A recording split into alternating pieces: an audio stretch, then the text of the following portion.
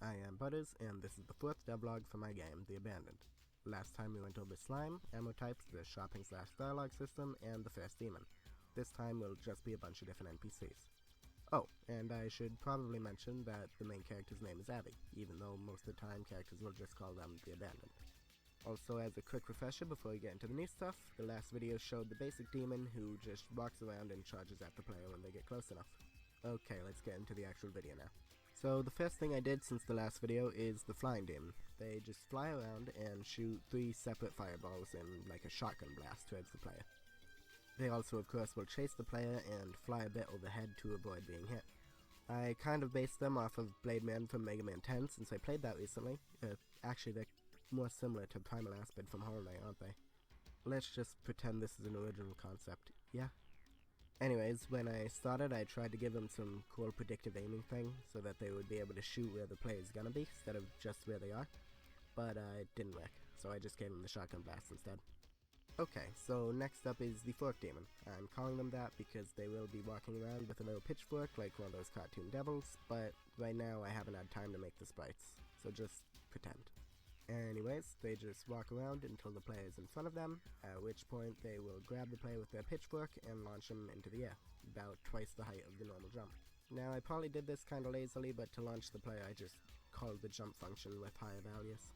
Okay, so next I made a couple of traps, the first being the demon mouth, which just sticks to the floor wall, and waits for the player to touch it, in which case it will bite down and deal damage. And the other trap are the souls of the damned. Right now they just kind of look like a mess of color, but hands are hard to draw, okay?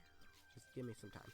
They just sit on the ground reaching out for anything that passes over, and when something does, they just grab and hold on for a second, making it so it can't move. This includes the player. Okay, so that was all the demonic stuff. Let's move on to the angels. The first one are the thrones.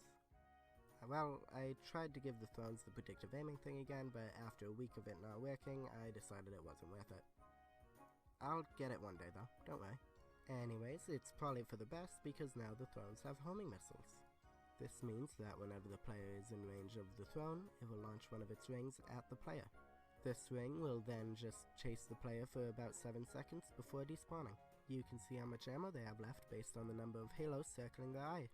Also, with every halo they fire, they lose a little bit of health since they don't have as much armor. And once they're down to just the eye, they will dive bomb the player, killing themselves, just to hit you. Very weird. Oh, and before I move on to do the homing missiles, I followed a tutorial by Kids Can Code on YouTube. Okay, next to the cherubs. They fly around randomly and every 3 seconds will play a little bit of music. This music will heal any angels in their radius. To do this, I make a list of all angels in a level and send out a signal to a signal bus whenever the cherub heals. This signal tells each angel to heal, as long as they're close enough to the cherub. Also, after an angel dies, they are removed from the list. The last type of angel I have today is the Seraphim. They just fly around randomly saying holy, holy, holy. They mostly just exist as decoration, and to give the player an easy way to make God mad. Now the last thing I actually have to showcase is the Snowman. I saw somewhere that the demon my main character is based on is strongest in winter. So I decided to add some winter elements, like snowmen, and in the next video hopefully snow angels.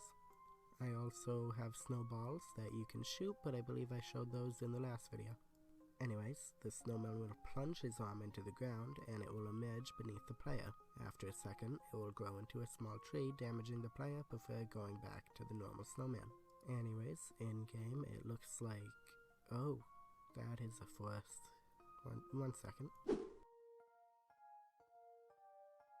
Okay, it should be fixed now. Okay, go. It's on his head. Okay, I think we got it fixed now. I've still gotta look out, but still, this was the easiest part of everything in the last 2 months. So that's great. Well, that's about everything I had to show today. I did have another basic charging angel that I wanted to get done by the time this video came out, but I just couldn't get him to work right, and I just kept getting sick and having other stuff to do, so he might just be scrapped for now. It's still kind of fun to watch his little failures though, so that's nice at least.